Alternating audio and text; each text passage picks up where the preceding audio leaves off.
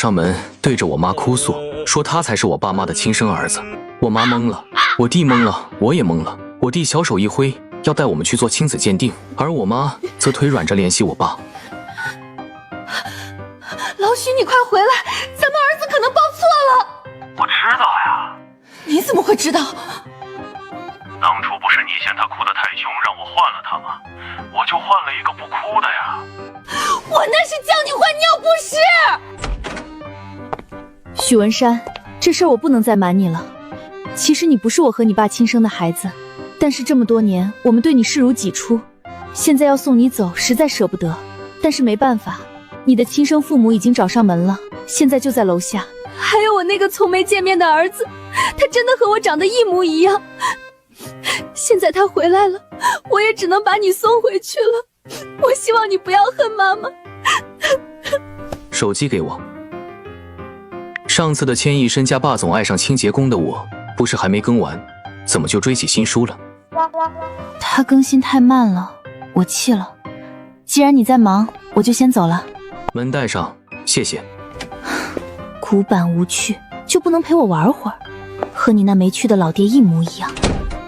谁家好人妈天天捧着小说当圣经，动不动还想演一段啊？哥哥，不好了，你的身份暴露了，我亲生哥哥回来了。你来晚了一步，妈已经被我拆穿了，她没告诉你是不是？完了，你不是妈妈最爱的小男孩了，她不带你玩了。不是哥哥，我是说真的，楼下真的来了一个哥哥，他说你不是爸妈的亲生儿子，他才是。妈妈都吓坏了，你快下去看看呀。妈妈，我终于找到你了。你不知道这些年我过的是什么日子，打骂就是家常便饭。我身上的青都没好就会添新的，他们还偏心二胎，有了弟弟以后，我呼吸喘气都是罪孽。恭喜妈，美梦成真。这长得还真是和您一模一样，亲子鉴定都不用做了。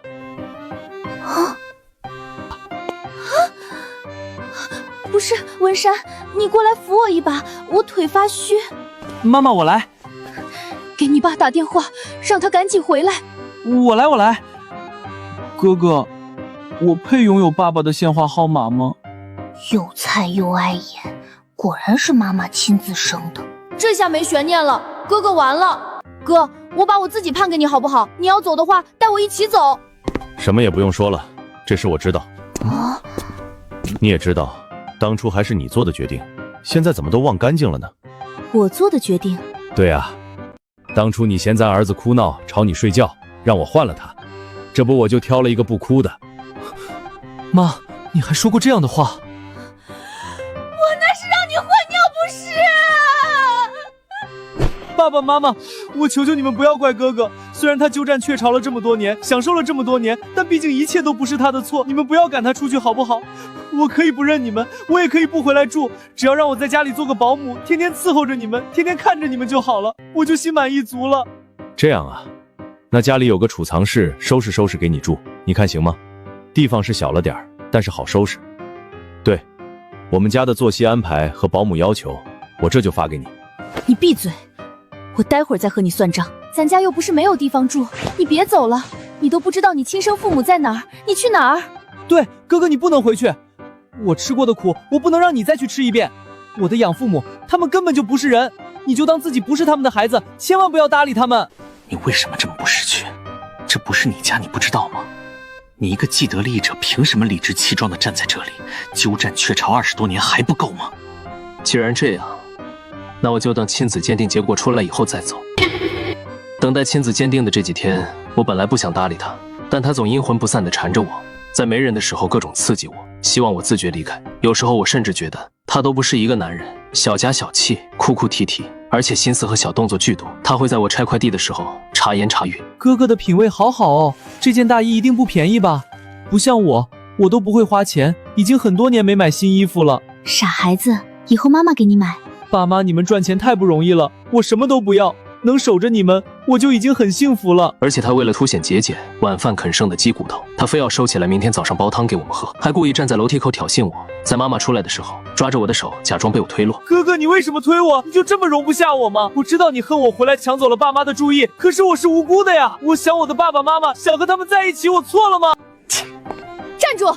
回来对小莫道歉，请他原谅你。我供你吃，供你喝，养了你这么久，就连知道你不是我亲生儿子都没有赶你走，你一点感恩的心都没有吗？我留你在这里不是为了让你欺负小莫的，太过分了！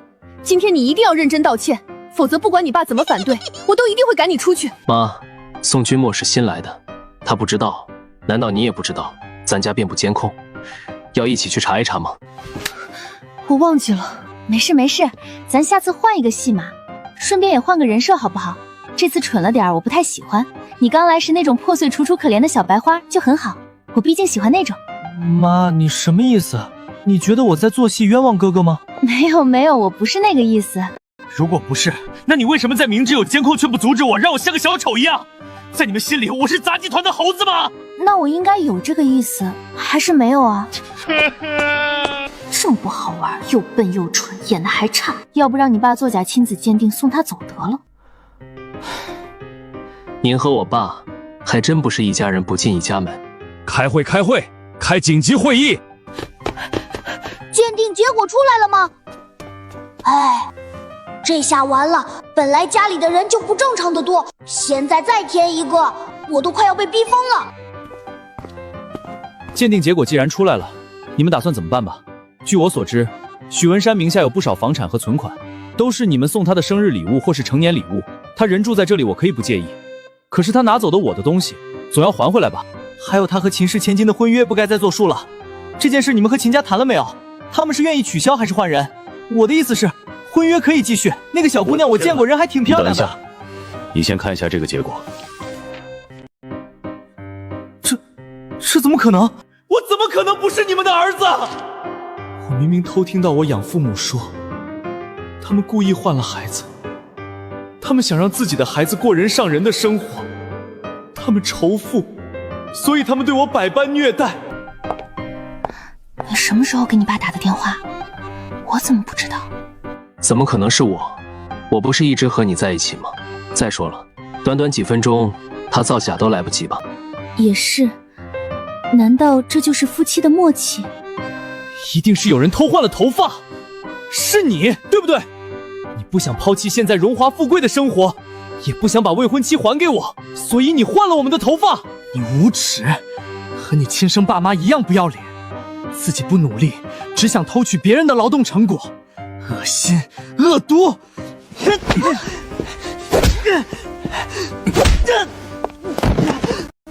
就在这时，一股香气从我身后传来，不知何时，我的未婚妻站在了我的身后，和她一起过来的还有我的未来岳丈。你怎么过来了？不是你邀请我过来的吗？一派的儒雅谦逊，但我爸从来不喜欢她。听说我妈年轻那会和秦父谈过一段，因为误会分开后，秦父很是惋惜，赖死赖活的非要和我家订娃娃亲。我爸不愿意，但又碍于我妈，不得不答应。后来他虽然看着秦香香很满意，但就是不愿意让秦父如愿以偿，所以这些年他一直想方设法要给我们解除婚约。因此对于我爸会主动邀请秦父过来这事，我深表怀疑。几天前你要我过来商量婚约的事，说你们家抱错了孩子，叫我过来问一问要不要商量解除婚约还是换人。我最近正好有事出差到了外地，今天刚一回来立马就过来了。哼，鉴定结果今天出来，你就今天过来，把谁当傻子呢？很明显，他精心设计的陷阱，秦父技高一筹，又躲过去了。我感慨，秦父果然是老狐狸，滴水不漏。秦妹妹，我才是你的未婚夫才对，我才是许家的骨肉。他是谁啊？你是特意来看我的吗？药能乱吃，话可不能乱说。文山哥，这里太乱了，要不要去我家住几天，清静清静？你算盘珠子蹦我脸上了，凭什么去你家住？鉴定结果都出来了，你来添什么乱？你要带走也是领那个假的走，凭什么打我大儿子的主意？我不信，我要重新做亲子鉴定。宋君莫的确是和妈长得一模一样啊，爸会不会弄错呀？要不咱们重新再做一次？倒也没必要，我是大众脸，像我也正常。再做一次倒也行。得，折腾一圈，又回到原点了。现在我们家儿子身份不明，你家到底是要和许家的少爷订婚，还是要和文山订婚？你表个态吧。我看他摩拳擦掌，就等着秦父选完，在我妈面前挑拨离间的样子，就想扶额。什么时候了，他就知道雄竞。文山啊，你看，你爸对你一点感情没有，你有一点不是亲生的可能，他就转手把你抛弃了。他甚至都不顾虑一下你妈妈的心情。这要是我呀，恐怕担心你妈，我就要先病倒了，哪里还能处理这么多事？认真论起来，果然还是你爸更有能力一些。也不怪你妈当初选择了他。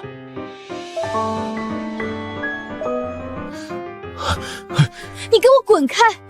一辈子改不了的小肚鸡肠，我说多少次了，我和秦风一点关系没有，就是朋友，你就不相信？想法设法的破坏文山和秦家的婚事，有你这么当爹的吗？文文，你别骂他了，是我不争气，连累着我的女儿也不受待见。妈，现在的当务之急是把亲子鉴定再做一次。不用去了，我确定文山是我们的孩子。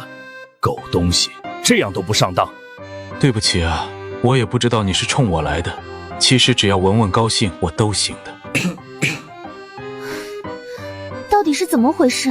你开玩笑的是不是？当初你根本没换孩子。想想也是，正常人怎么会把换尿不湿理解成把孩子换呢？不会的，我就是你们的孩子。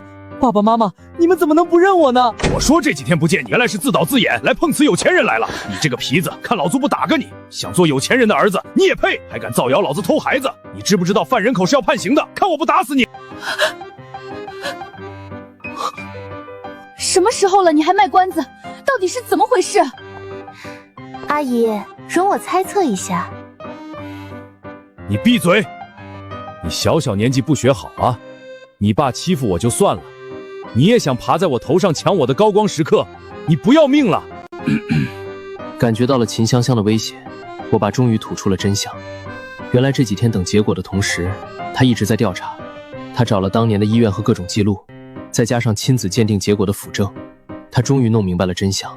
宋君墨父母当年确实偷换了文山和宋君墨，这一点宋君墨没有说谎。可是他们不知道的是，宋君墨待在文文身边的那个晚上一直哭，半夜把文文吵醒了几十次。许阳，你去给他换了，哭哭哭，吵死了！我本来就爱妻如命，再加上我看着这个孩子也越看越烦躁，就抱着宋君墨各个病房的溜达。那一天，那一楼一共有5个新生儿，我就挑了一个最顺眼的抱回来了，就是文山。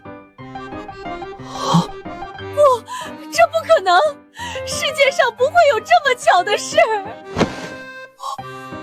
这些年，我打的一直是我自己的孩子。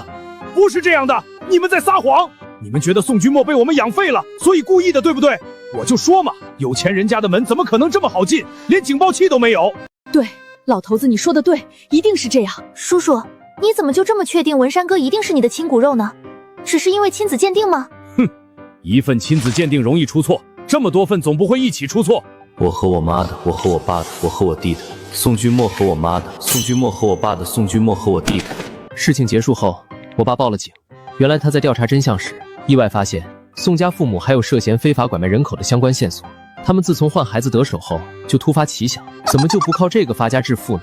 两个大聪明，越想越有希望，竟然就真的着手做了。而宋君墨之所以会长得那么像我妈，是因为他在来认亲前特意去微调了一下，据他自己说，也就是40%。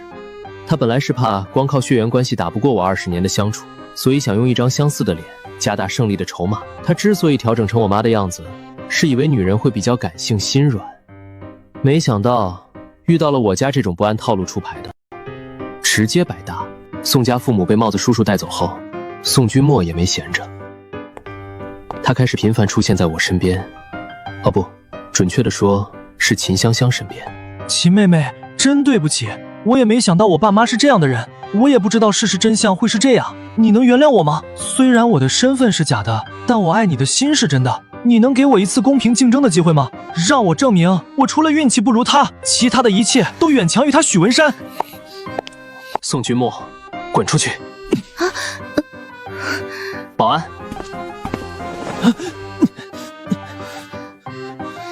你说他是不是有大病？他和我道什么歉？这很难理解吗？除了这个理由，他还有什么借口靠近你？哎，你别这么对我笑啊，跟我可没关系。他上次想强吻我，我直接甩了他一巴掌。就算没有你，我也不可能和他好呀，油腻老男人。这会馆要会员才能进，而会员卡都是100万起步，不是你带进来的。他是怎么进来的呢？自然是有人在背后撑腰，他才能对我的行程了如指掌。我爸和你爸的战争已经进入白热化了。叔叔以前虽然不喜欢我爸，对我还算客气。自从这贾少爷的事儿出来，他看我都没什么好脸色了。你是说他是用我爸的会员卡进来的？我可不敢说，回头叔叔又说我在你面前挑拨离间了。他这副面上柔弱，背地里却拼命给我爸下刀子的样子，可真是让人喜爱。我不禁暗自感叹，我和我爸的悲欢果然并不相同。不过有一点还是挺奇怪的，虽然最近我爸因为我妈对他态度冷淡的事没少迁怒秦家，但这次意外导致他对秦家暗戳戳的敌意全部曝光在我妈面前，他心里还是发虚的。他会如此张扬地把宋君墨送在秦香香面前捣乱吗？我回去和我爸沟通一下。没想到我还没来得及和我爸见上面就被绑了，睁开眼的时候只能感觉到飘飘荡荡的，似乎是在船上。我的手脚都被粗绳绑在身后，活动范围非常小。把船开进海中央，到时候扔下去，谁也不能发现。原来宋君墨这几天的目标是我还以为是为了秦香香呢。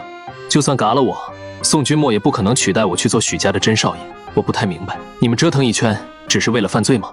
哼，你套我话呀！果然，他一下就明白了我的用意，也是能长期着手人口贩卖还不被发现的人，身上怎么可能没有2把刷子？你以为我傻吗？你以为我会告诉你，我和默默兵分2路，他去勾引秦香香那个无脑大小姐，我嘎了你，让你下落不明。到时候你爸妈为了消灭失去你的痛苦，一定会认了默默，让默默替代你为他们尽孝。到时候你家的一切都是我们的。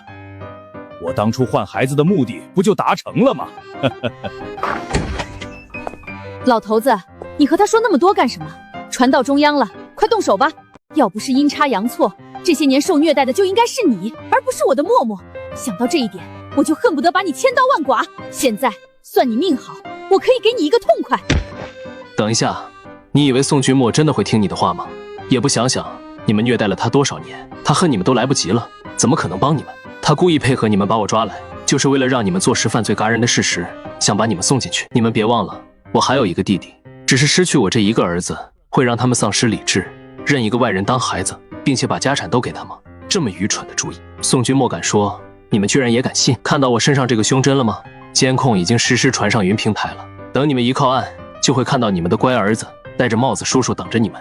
嘎了我，他不可能上位，但是如果我嘎了，他帮我爸妈抓了你们，你猜我爸妈会不会感激他，收他做义子？到时候他顶了我的身份和秦家千金在一起，以后吃香的喝辣的，而你们呢，只不过是他向上攀爬的弃子。别听他胡说，默默不会这样做的。老头子，赶紧嘎了他，别相信他，他在。你闭嘴！别以为我不知道你打的什么主意。在这个房间里，没有退路的只有宋父一个人。本来你们拐卖人口的事，帽子叔叔还在调查，但你唆使宋父嘎了人就不一样了。你不就是想摆脱了他，跟着宋君墨去过好日子吗？你想想看，如果不是这样，他为什么非要你动手不可？他怎么不亲自动手呢？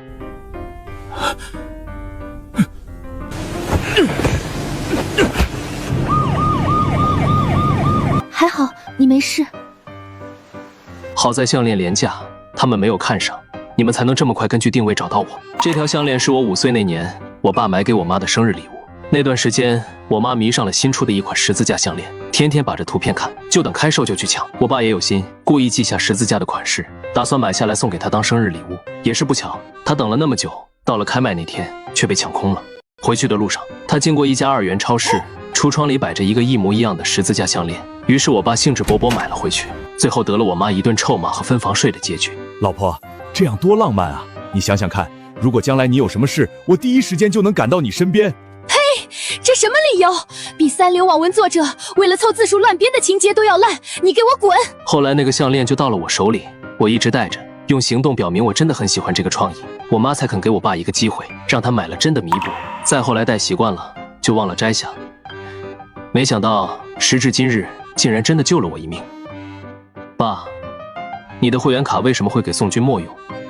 要不是在我熟悉的地方，我怎么能这么轻易就中了招？有吗？我不知道这件事啊。儿子，你当时不是在秦家的地盘上玩吗？在他眼皮底下被绑走，他秦海都不知道他是吃闲饭的吗？这件事你可不能这么轻易的原谅他，要好好收拾他一通。是我不好，看吧看吧，他自己都承认他不好了。要不是他给机会，宋君墨能进到他的地盘吗？要我说，爸，你是要现在对我解释清楚，还是去妈妈那里解释？好大儿，给爸爸留点面子，还不是整成了你妈的脸。我自从知道他不是我儿子以后，就觉得瘆得慌，就想给他钱让他整回来。他就和我提条件，要我的会员卡才肯听话。我也不知道会闹出这么大的事儿，要不然我肯定不给他。宋父和宋母这次都进去了，本来就涉嫌贩卖人口，这下又加上绑架的罪名，至少是15年起步。宋君墨作为帮凶，本来也要被判刑，但宋母为了救他，把罪行都揽在自己身上，硬是给他弄了一个不知情、完好无损的出来了。但他出来的第一天就被我爸找人押着进美容院，把他原来的相貌给整了回来。所以他来找我的时候，我都没认出来。你为什么没嘎在海里？你应该嘎在海里，这样爸爸妈妈就会认我了，秦香香也是我的了。这一切都不对，不是这样的。我明明已经快要接近幸福了，我才应该是主角，所有人都应该爱我、护着我才对。这不对，这不符合小说常理。我看的小说没有这样写的。怪不得他一个大男人，娘里娘气的，原来是女频小说看多了。